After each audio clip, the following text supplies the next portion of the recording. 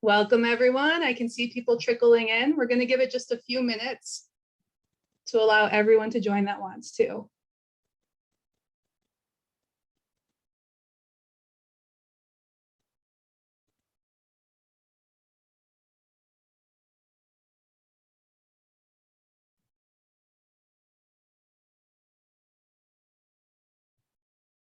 Welcome, everyone that's joining. We'll get started in just a minute.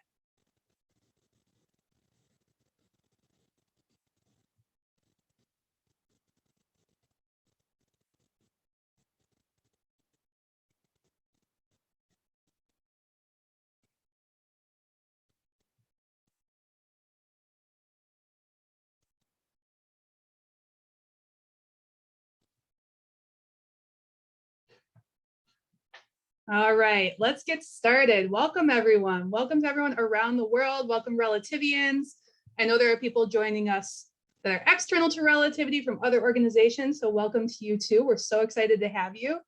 My name is Carissa Guillen, and my pronouns are she, her, hers. I'm on the leadership team for our FOR, or Faces of Relativity, community resource group. I want to welcome you to the Culture Collective. This is a monthly learning series sponsored by Faces of Relativity in partnership with our broader CRG community.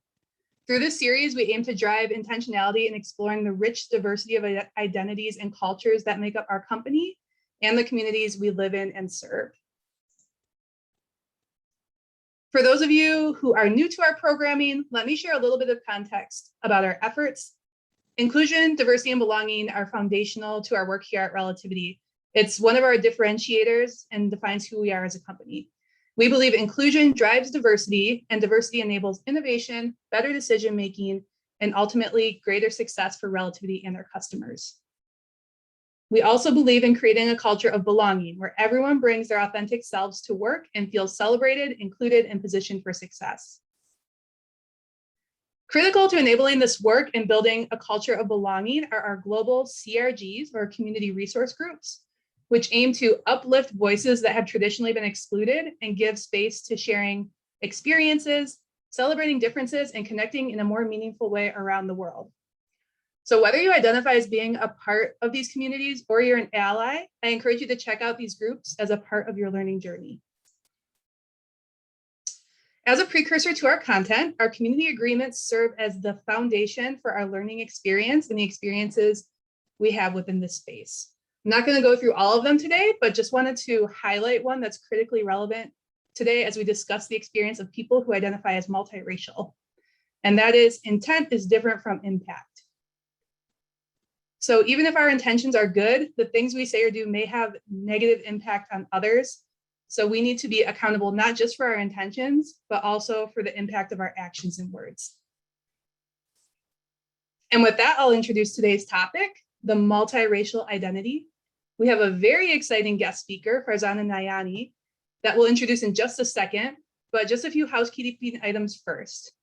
For this session, we are not planning to do a designated time for Q&A at the end, but we will be taking questions along the way. So please do engage with your questions via the webinar Q&A. Just don't wait to do so until the very end. Also, this webinar has both Q&A and chat enabled. So be sure to use the Q&A if you have questions for Farzana, and the chat for just general reactions and comments and engagement. Just make sure if you have a question for Farzana, post it to the Q&A and not the chat, because we don't want to miss it.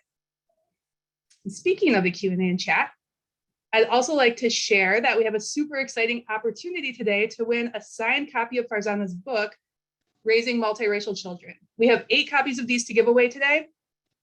Even if you're not a parent or a parent of a multiracial child, this book provides great insights into how multiracial individuals experience the world and how we can make the world a more inclusive place for them. And there's even a section on employee resource groups, or as we call them here at Relativity, community resource groups, and how they can at times unintentionally be not inclusive of multiracial individuals. So super relevant content for all of us here today. We're going to raffle off the books that we have to anyone that's in attendance and participates in the session. So either enters a question in the Q&A, comments in the chat, or fills out our feedback survey, which we will share out at the end of this session. All right. Now I am super excited to introduce you to our moderator for this session, Olga Nikora. Olga is a new business account executive for our UK office and is on the leadership team of our REL Mind Community Resource Group. And she was the recent esteemed recipient of the Be Humble and Stay Hungry Core Values Award. Welcome, Olga. Thank you. And just to introduce Farzana, her resume really is spectacular. I mean, she's a recognized diversity, equity, and inclusion specialist, a coach, and an international keynote speaker. Of course, also an author of several books, the latest of which is Raising Multiracial Children. Maybe Farzana, you could let us know a little bit about your background in your own words and how you got involved in this space. Thank you so much, Olga, and greetings to everyone. So nice to be here. Thank you for having me. Yes, my name is Farzana. My pronouns are she, her, and hers. I've been doing diversity, equity, and inclusion work for over 20 years. I identify as multi-ethnic. My mother's from the Philippines. My father is from Pakistan, but we have roots in India. And I have two multiracial sons who are also Malaysian and German. So I live it, breathe it, and it's just been something that has been a part of my life, and it's something I'm passionate about as well. Yeah, and of course you show that passion very clearly in your book, Raising Multiracial Children, highly relevant, highly topical today. What do you think inspired you to write it, and what do you hope to achieve with it? So I do a lot of volunteer work, and I'm on the board of a group called Multiracial Americans of Southern California. I'm based in Los Angeles, and we put together a book called Being All of Me. It was just a really thin handbook. And that actually inspired the publisher to reach out to me to write more. Really what it is it's the book Raising Multiracial Children, which came out last year.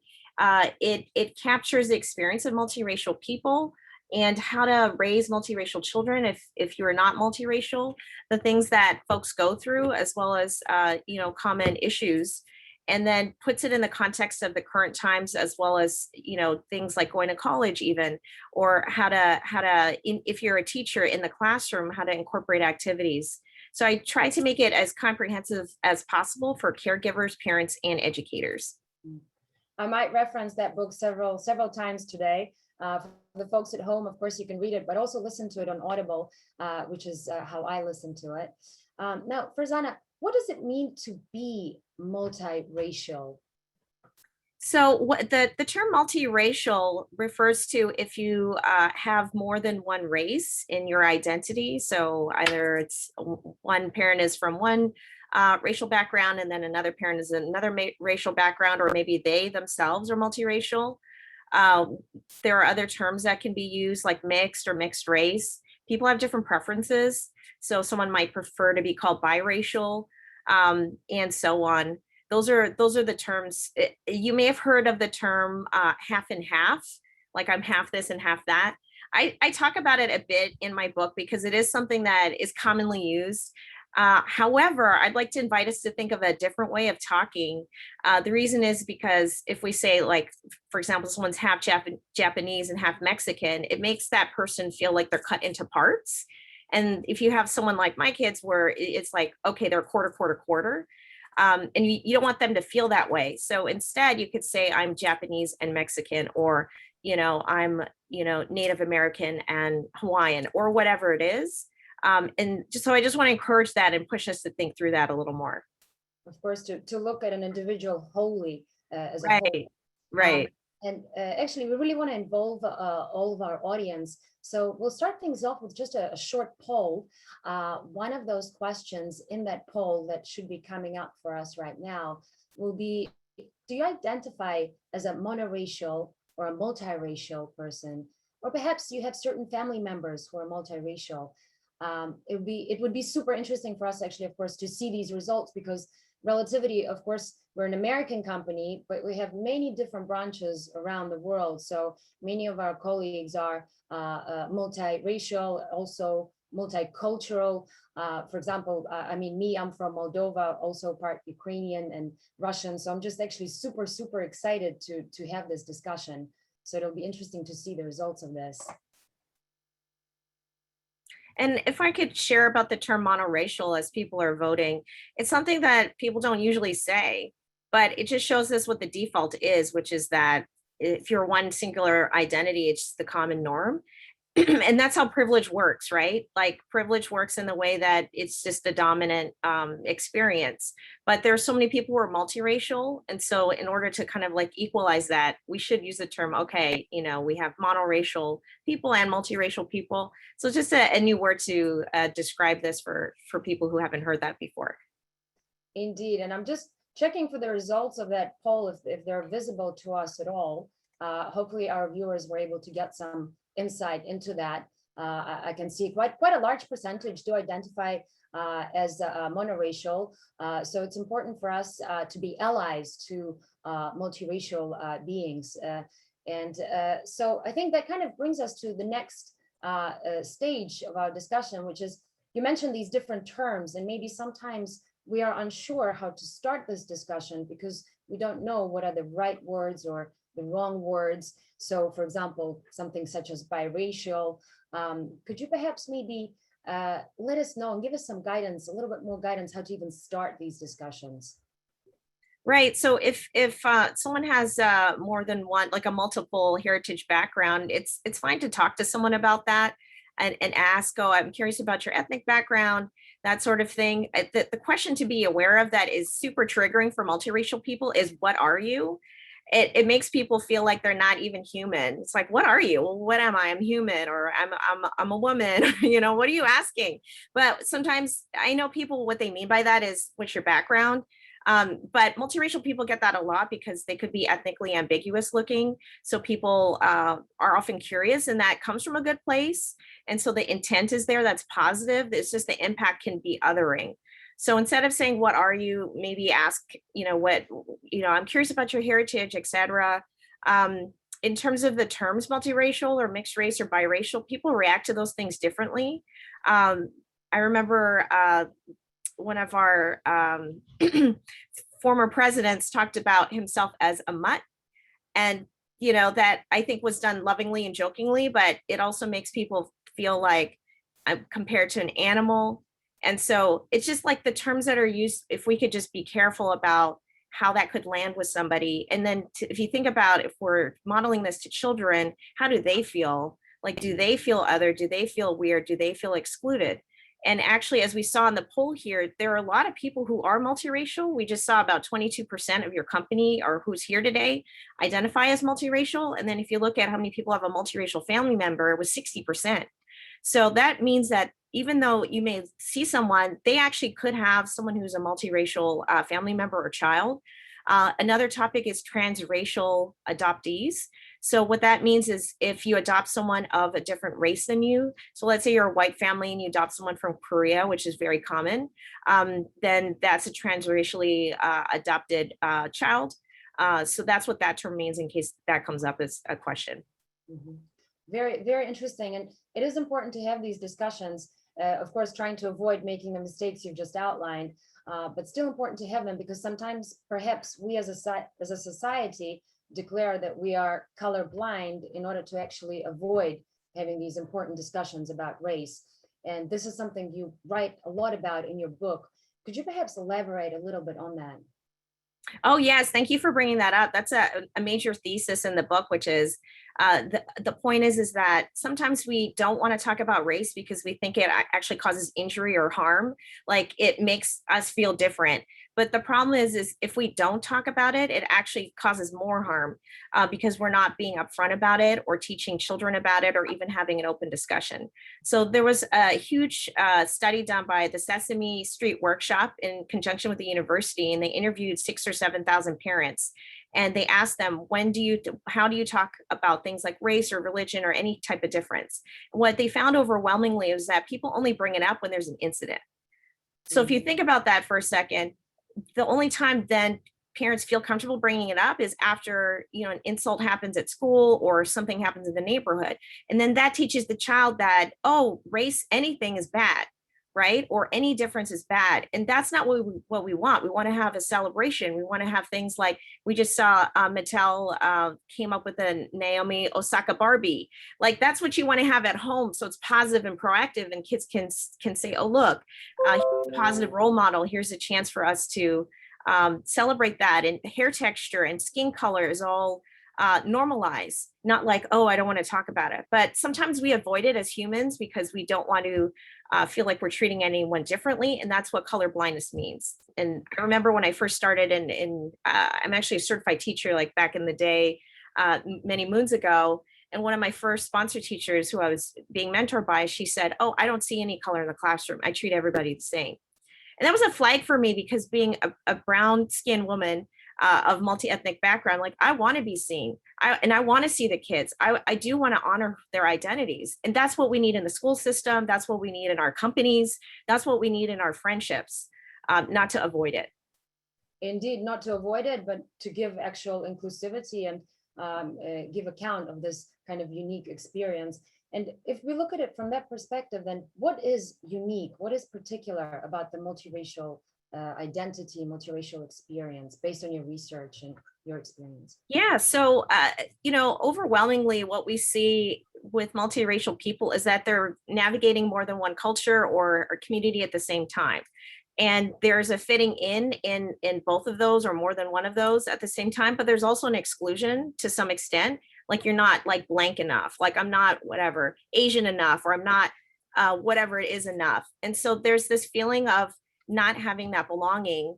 And that is difficult for people because then you don't have community fully. You actually also find, and I interviewed and surveyed over 300 people for my book, and there's countless stories and there's so many quotes about people saying that it was their own family who othered them. It was people who are their extended family who would say something or treat them differently, or commit a microaggression against them or their child. And it's sad because those are the people who you would automatically think would love you, but family members are human just like anyone else, and they have biases. So those are things that multiracial people have to overcome that monoracial people may not automatically think about. And then how does that translate into the workplace as well? So let's talk a little bit about these challenges, because of course they start in childhood and obviously unfortunately continue even in today's society in adulthood. Could you perhaps share a little bit about these types of unique challenges? You mentioned also microaggressions as well. Right. So a common challenge is people mistaking identity, like getting it wrong or assuming. There's a lot of measurement as to how ethnically authentic you are, and so people will get asked like, what food do you like, or do you speak the language, have you been to that country, who do you date, and then all these judgments come based on those choices. So that's really uncomfortable to have to be judged that way.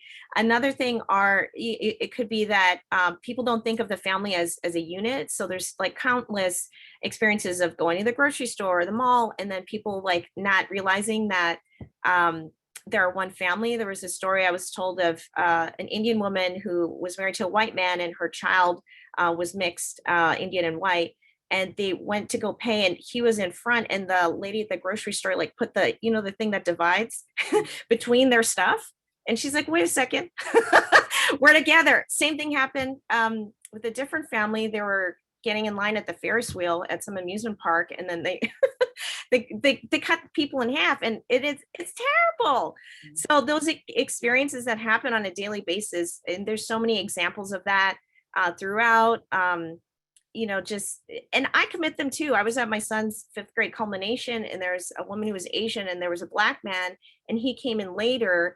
And then I actually said this to him. I was like, oh, we're all standing in line. And then he just looked at me, and I was like, oh, and I like kind of like, I was like, oh, I committed one of these microaggressions. I didn't think that they were together. See, so I've written a literal book about this, and it still happens to me, right? So I just want everyone to feel comfortable with the idea that this does happen, but when it happens, what do we do? Yeah, what do we do? It's important to, actually, excellent question. You're just doing my job for me, Farzana. Excellent question. The next part. If we do perhaps inadvertently commit this type of insensitivity to a multiracial person, what do you think is the best way forward to rectify the situation? Well, I think we have to have some spidey senses about it and detect when it has happened, right? We may not realize that we've done that. So if we commit a microaggression or say something, um, look at the person's face. You can see their experience. And I talk about in my book about how to deal with instances as they arise. So even if you're on the receiving end, there are things that you can do. I have a model in here called CHATS, which stands for counter, hide or withdraw, ask for help, seek allies, T is teachable moment, and S is like find similarities. So you can counter the situation, you can withdraw from the situation, you can ask for help or seek allyship for someone else to step in. If it's, something you can't handle, you can use it as a teachable moment and teach the person if you're interested in continuing that relationship long term, or find similarities. So those are methods that we can deal with microaggressions in general, but in particular when it's about multiracial identity, if that happens to you. If someone commits that though, it's seek to understand more, if it's appropriate, apologize. Definitely that would be the way to go. And then just log that in your register for next time. And this happens in the workplace a lot, where someone will make a joke about another culture in front of someone, not realizing they have a multiracial child, or not realizing that they're actually multiracial. And there are actual, cases that I talk about of, there's an experience of someone who was Black and white, and they had a job at a store, and the manager didn't know that they were biracial. And then one day the Black family came in, and all of a sudden that manager started treating that person differently because they figured out now that they're also of Black heritage. And so that racism is so complex, right? It's not as direct, because people would say, well, you're biracial, you have light skin privilege. Well, you also have the marginalization. So multiracial people don't catch a break. They kind of get it from all directions, and in the workplace it's often overlooked. I'm just going to say that. And so that's why I'm so happy to talk about this today, because it shows that your own awareness of this is creating like a commitment to finding out more and addressing it. So really appreciate this conversation.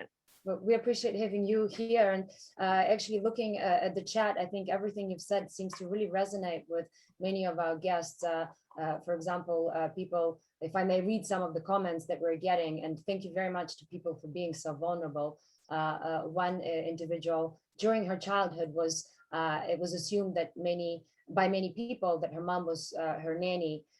So this is kind of relates a lot to the microaggressions that you've mentioned.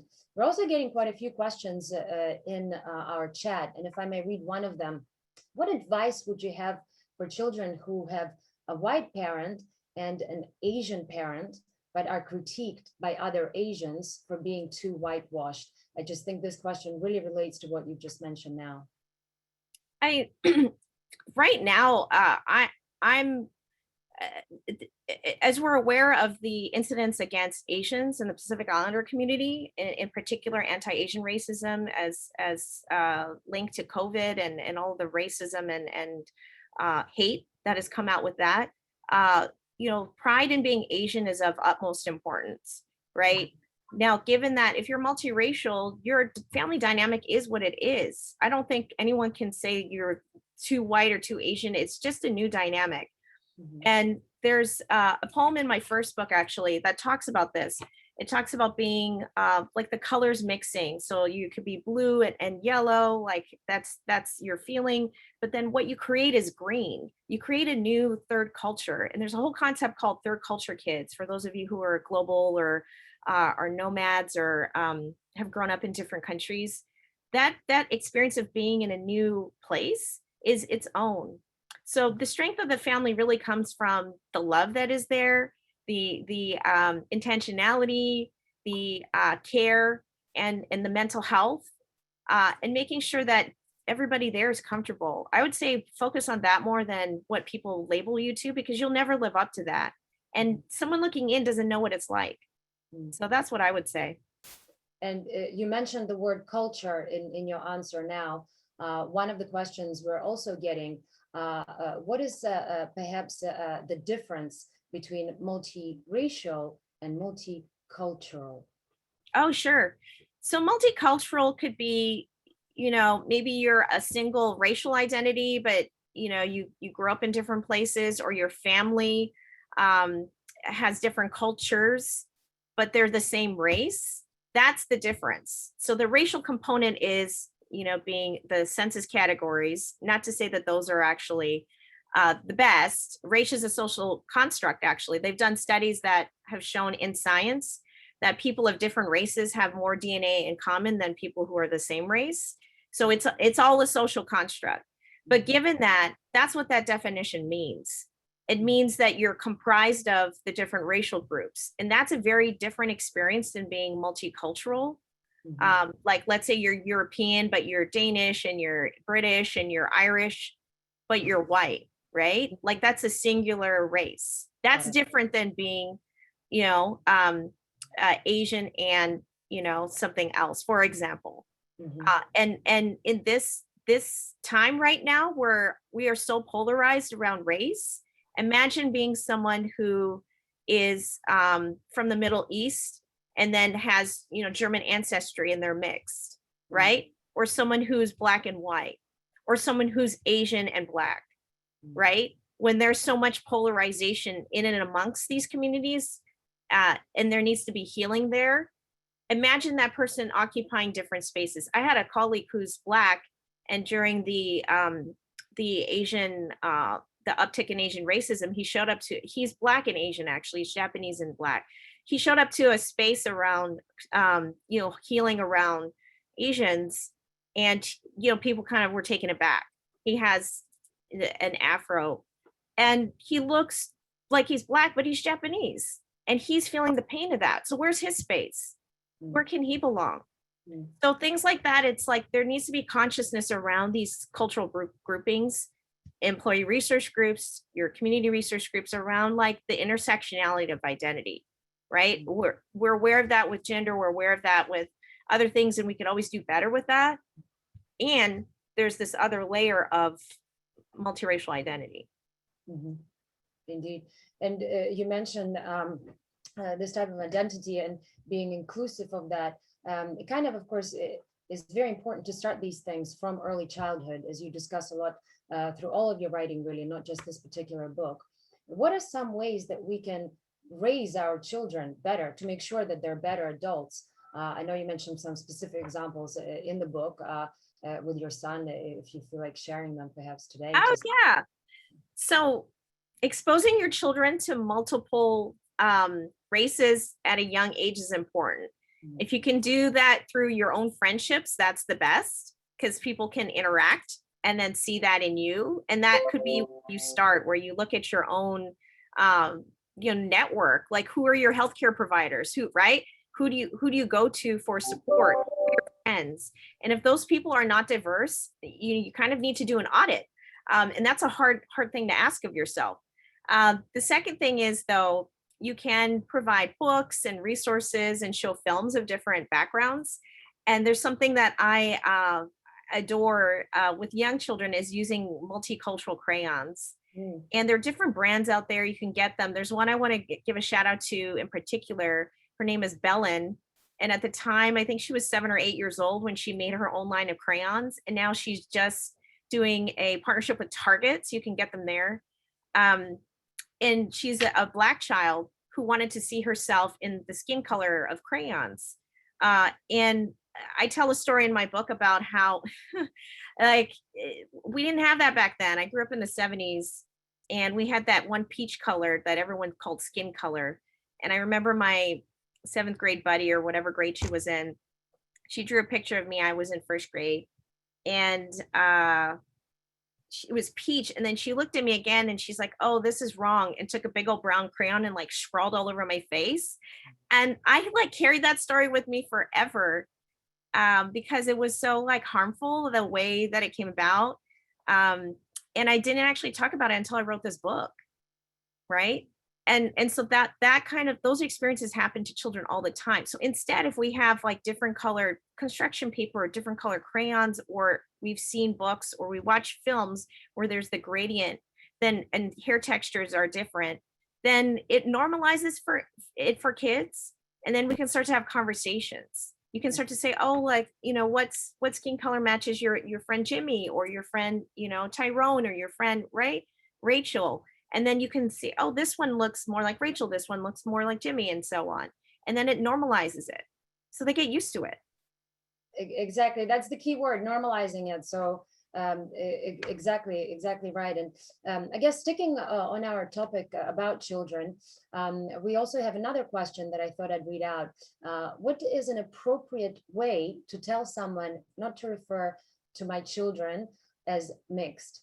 I like how you mentioned everyone has their own opinions, but I would like to find out a thoughtful way to let someone know the term bothers me. Oh, yeah. I mean, so tell them that you prefer different terms. So if you want to state the actual term, like whatever your background is, that's fine. Now, if you want to label them or have other people see them as a monoracial identity, just be aware that that can change over time for your child if they are multiracial. They may themselves embrace the term mixed. They may rock it because there's a lot of mixed student unions and stuff in college and in high schools. So that pathway to identity, if you read my book, there's something called the Bill of Rights for People of Mixed Heritage by Dr. Maria P.P. Root, who's like the grandmother, the godmother of the field.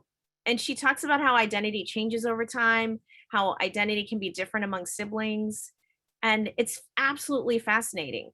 So I think, to answer your question, tell the person what you prefer, and then also reserve the opportunity to have your child like choose for themselves, because they eventually will. And it's great, just a shout out to all of our audience members. It's great to have so much interaction and different messages directed to us in the panel as well. You mentioned, Farzana, the workplace, and obviously these challenges that we've discussed earlier in childhood, that happen earlier in childhood, sometimes unfortunately happen in the workplace. And based on your research, based on your experience, what are kind of the unique challenges specifically in the workplace faced by multiracial people? Yeah, so there's definitely the labeling that can happen, or the misunderstanding of someone's background, or the assumption. So for example, if you take my name, it's Pakistani, or kind of like a Middle Eastern sounding name, right? People generally don't know when they first look at me that I'm Filipina. And I was working in a workplace that had Filipino people working there, and there was a senior citizen who was there volunteering, and she never looked me in the eye. She would always walk by me in the hallway. And finally someone told her that my mom is from the Philippines, and then she kind of did a double take. And can you believe it? It turns out they were from the same hometown area. They speak the same dialect. And then when my mom visited, they became friends. But that's the missed opportunity, is when people don't know, or there's an assumption there. And that can happen with anybody. That can happen with all of us at any time, not knowing that there could be a multiracial family member or someone who's adopted in the family, and making assumptions about people. So I think the community resource groups that you have here are a big opportunity to continue that conversation. Indeed, yeah. And the community research groups that Farzana mentioned, of course, these are just part of our initiatives at Relativity. We have different practices for hiring, for talent development, our Fellows Justice for Change program. So different programs to ensure that we are inclusive. From your experience, what do you think we as a society in general, what can we do in order to make sure that workplaces in general are more and more inclusive? That's a great question. And I talk about it in one of the chapters of my book, because I think employee research groups are a place where there can be modeling of that inclusion. So for example, just as you're welcoming of different identities, whether it be genders and whatnot, maybe at the beginning of your community research group meetings, you would say, we're welcoming of everyone, including multiracial people who may identify with more than one identity. That's great. That will make people feel right at home. or, and including people who are adopted. So I can speak for the Asian community. Within the Asian community, there are people who are born in a certain country. There are people who are newly immigrated. There's multi-generations of that. There's also a large adoptee community, and people have different experiences. And I remember going to the White House one time for the Asian American Pacific Islander White House Commission. I've been there a few times, and one time in particular, there was someone who stood up and said, look, we can't talk about the Asian community all as a monolith. And that, I think, is the same for all communities.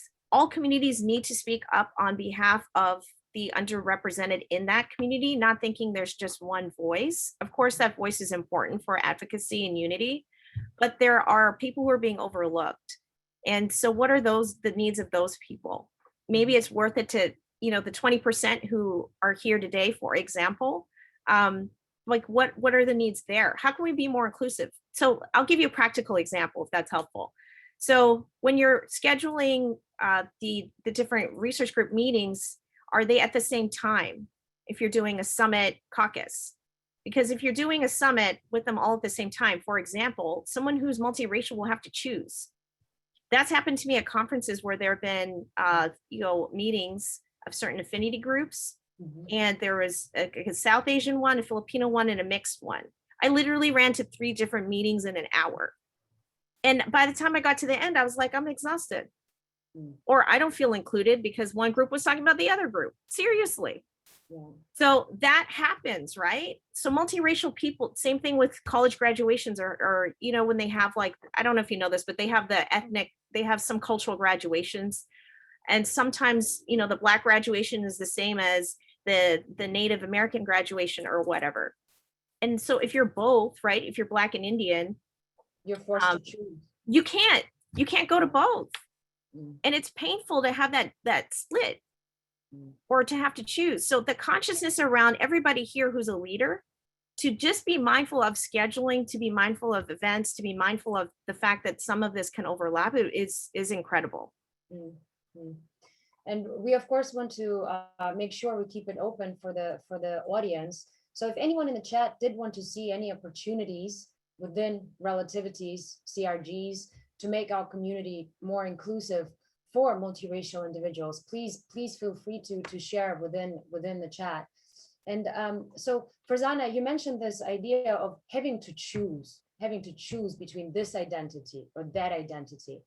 And of course, sometimes we see this not just with college graduation or conferences, as you've just mentioned, but also even perhaps filling out a form for the census or doing something like checking the right box. There's a lot of difficulties there. Could you speak a little bit about that? Oh, yeah. So I'm so glad you brought this up. So the forms that we design, and this can affect your products and services, by the way. If there's a race-based form, is there a chance to check more than one? Like, can you check all that apply?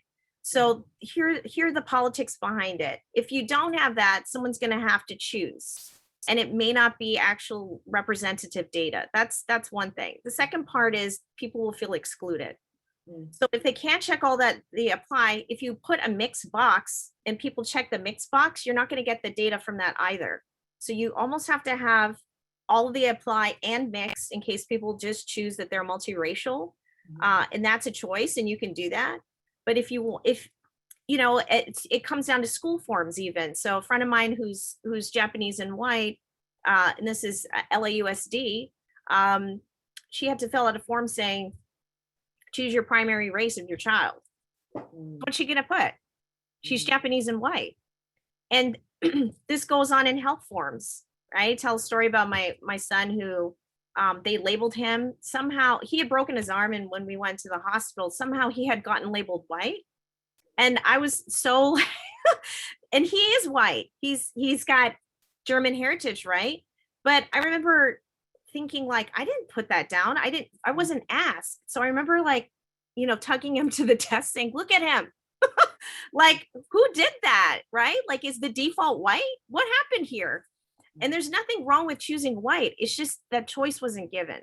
So health forms have it. If you do any financial forms, if you're filling out loan forms, if you anything that asks you for data for their own demographics, needs to have more than one. And so as you interact with your own clients or your own, in the world that you're in, whatever part of it, just try to be advocates. Look at the form and say, oh, does this have it?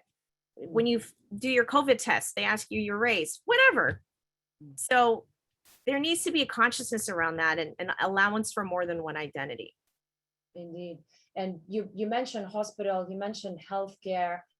Do we see full inclusion that we need to see in healthcare for multiracial individuals?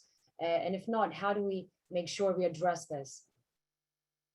That's a big topic because medicine trials, health trials are actually done sometimes by community, and to make sure there's efficacy of medication, right? Or any type of cure. And what happens is that I don't know if there's multiracial people included in those trials and broken out in their own way. So what can happen is if you go to the doctor, and I talk about this, and there's like countless studies done on this. If you go to the doctor and someone sees you and prescribes a heart medication that's good for Black people, but you're multiracial, how will that affect your body? But they didn't ask you, or they assumed, right? What if you have other ethnic heritage? So that can put your health at risk, and people over and over again are being prescribed things based on how they look, not what actually, they've stated that they are. So it's an issue in terms of everything from the creation of the cure all the way down to how it's administered. And then of course there's bias in how people are treated in the hospital settings. But it's a rampant issue, and look at this. When do we talk about multiracial identity in that? Because there's so much that is an issue for people of color in general. Like that is primary, right? Like people dying at exorbitant rates or not being cared for, right? Already. So the multiracial conversation gets lost behind that. Not to say it's more important or less important, but it doesn't get surfaced. Indeed. And I must admit, before reading your book, there's a lot of many issues that I really myself wasn't aware, and I'm sure many of our colleagues weren't.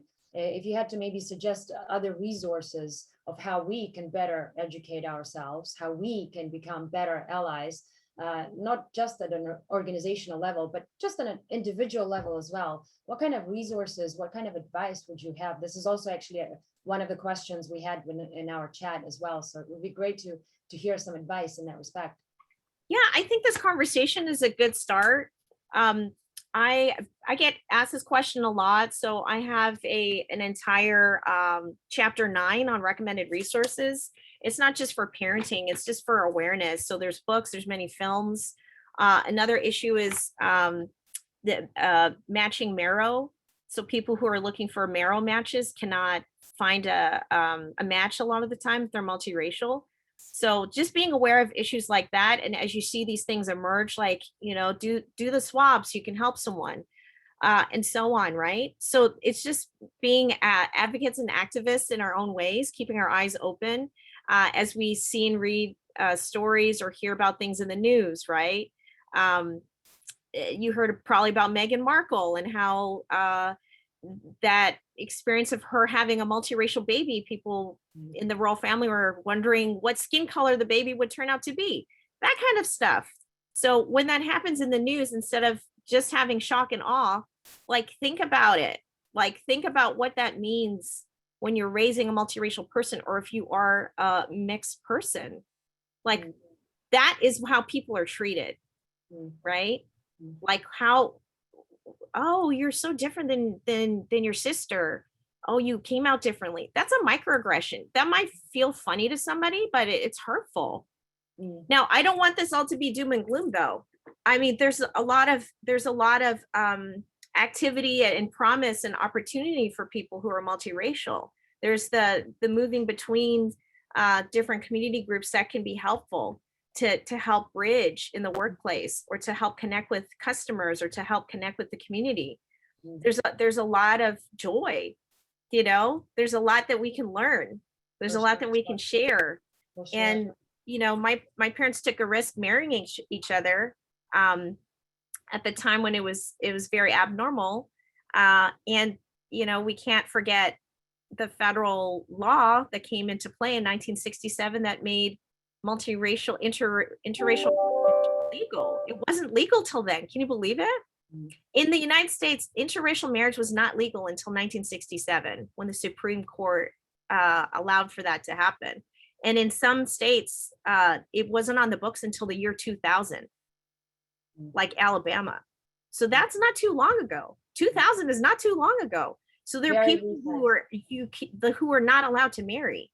And Mm. so that's the dynamic, and there's trauma related to that, of how people had to hide or move to another state to get married, or had to run, or had to pretend that they were a different race so that they could be together. I mean, it's so deep. Yeah, very true. And you're right, it is a very important topic. We're getting more and more questions here. And I'd like to raise another one, a question from our audience member. I would like to expose my very young children to both my Polish and my wife's Chinese cultures. Yet I am afraid that ethnic specific culture groups, art, language, dance clubs, which I expect to be mostly homogeneous, would be less accepting of someone who is of dual heritage. Is there any advice you can provide to get past this concern? And are there any red flags to avoid when exposing children to such an environment? I love this question. Thank you so much. I think it's a both and. I think you should put them in those activities. And as you show up, everyone around there will be exposed to the fact that multiracial people exist and that they can claim this culture and enjoy it and have pride in it too. So you're being an advocate as you show up to these spaces. At the same time, there is also the ability for people to learn and for you to help teach them. And I think also it's important for your kids. So don't deprive them of that because of this fear. I'll give you an example. My kids, they're, as I mentioned, Filipino, Pakistani, German, and Malaysian. And I was able to find a martial arts for Filipino martial arts. And the roots of that actually are also Indonesian. So it's called Kali, Kali, or Eskrima. And so we joined this club called Pamana Kali, and they're learning both their Malaysian, Indonesian heritage and their Filipino heritage. And they came back after 2 weeks of camp wearing like the mask with the Filipino flag. And they're like talking about all the desserts and all the like food. And they had so much cultural pride. And I was like, wow, I couldn't have done that all this time. It was 2 weeks of this. And then they went to the mainstream camp and they're like, hey, can we wear our masks? And I was like, go for it. So they're wearing like the same thing. And I was like, see, they've normalized it where they don't feel ashamed. Whereas I know growing up, there's no way I would have worn that. There's absolutely no way. I was so, taught to like assimilate. And this is not the fault of my parents. It's just the norm at the time. Like, don't go out with an accent, right? Like do everything to fit in. So notice that in the choices you're making, if we're trying to assimilate and like douse that out of our kids, and why, and instead, how can we uplift the culture? Indeed, uplift the culture. I hope that's helpful. Oh, yeah, for sure. I'm actually just answering on behalf of the person who asked this question. I'm sure it is very helpful, but you're absolutely right. To uplift that culture is always the goal, because multiple perspectives and multiracial perspectives in particular contribute a lot to a better world. And perhaps could you share a little bit how that happens, how they contribute to a better world, so that we can continue to uplift them? Yeah, so the more that we have awareness and pride in our cultures, the more cultural understanding can come about for everyone. It actually helps everyone. The reason why we have such polarization is because we are confined to thinking our way is the only way or the best way, and it's just not the case. So we have to kind of reach over and see like how the other part of the world and community lives, and be that bridge and find those connections. But it requires us to extend ourselves, and it requires other people to extend themselves to us.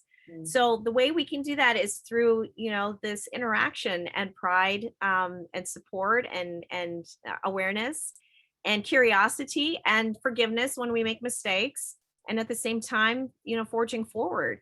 But at the base of this all, what we're talking about is not to suppress multiracial identity. It is there. There's 9 million people who reported I think that like it's over 50% of people who are multiracial in the country are 18 and they're youth basically. Mhm. So as you see that the generations that are moving forward, more and more people are multiracial, right? So as we see that, it's just more common. Indeed, and our poll perfectly illustrated that. We asked directly if you identify yourself monoracial or multiracial. 22% identified as multiracial. But then when we asked if you have a family member Right. who's multiracial, the percentage was 60%. So even our poll itself kind of proved what you've just said. It's a very kind of growing youthful population of multiracial kind of individuals. And it's interesting today, of course, we've spoken about the childhood aspect of it, how we can educate our children. We touched upon the wider kind of context, healthcare and wider society and so on. But obviously, we are quite interested in employment and how kind of multiracialism is faced or kind of how it makes our employment better. I know the next book that you are writing is actually really targeted on that. Could you tell us maybe a little bit about that? Give us a sneak peek. We'd love to hear that. Obviously, it relates a lot to all of us as well. Oh, thank you, Olga. I have so much joy to share. So I'm writing a new book on employee resource groups. It's called The Power of Employee Resource Groups, How People Create Authentic Change. And the focus really is on how people within organizations are creating that transformational change around diversity, equity, and inclusion, and the shifts in society overall. And the reason why this is such a near and dear topic to me is because I feel that everyone here, everyone who's involved with a resource group is doing that amazing, authentic change work. ERG members, community resource group members are the carriers of culture. If you think about it, the organization wouldn't exist without its people. So how do we support and uplift and really involve people of all backgrounds, and then talk about these finer things like intersectionality, or talk about these things about what the needs are. And so I think that you all are the source of this amazing transformative time we're in, and at the same time have been the carriers sometimes of that momentum. So how can organizations support the people? And this may be a broad question, but what would be your ideal case scenario for where our society should be when it comes to how we interact with multiracial individuals? What would be your ideal case? And do you think we're getting to that? At least I'm sure very, very small steps, but are we getting a little bit closer to improving the situation? 100%. I mean, we have to. We don't have another choice. We've come so far, right? I talked about the legalization of marriage. Imagine that. And then now, just the awareness is there. We're seeing a lot of characters in stories, films, and shows that embody multiracial identity or interracial relationships. There are a lot of like fun depictions of that, and so on and so forth. So we need the media to move this along. We need more coverage. We need everyone here to be spokespeople and shout from the rooftops about why this is important. I wouldn't be here if I didn't believe in it. I am hopeful. I am positive. I am also determined. And so whenever something comes up, we all need to speak up and speak out about it and do our best to create awareness in ourselves and in others. Mm-hmm. Hopeful and determined. I like that. I think that's the key takeaway here, and great slogan for us all, hopeful and determined. So thank you so much for being with us here today and educating us. And also a huge shout out to the team who created this Culture Collective in particular. So our chief organizer, Carissa Gian, who spoke earlier, and of course, Tiffany Baggett as well. So full credit to the team. So if anyone is actually watching and would like to get involved, please touch base with us. And for now, I'll pass it over to Tiffany to speak about some other issues, including how you can keep abreast of Farzana's research and all her key interests. Thank you so much. Actually, sorry to disappoint. It's back to Carissa.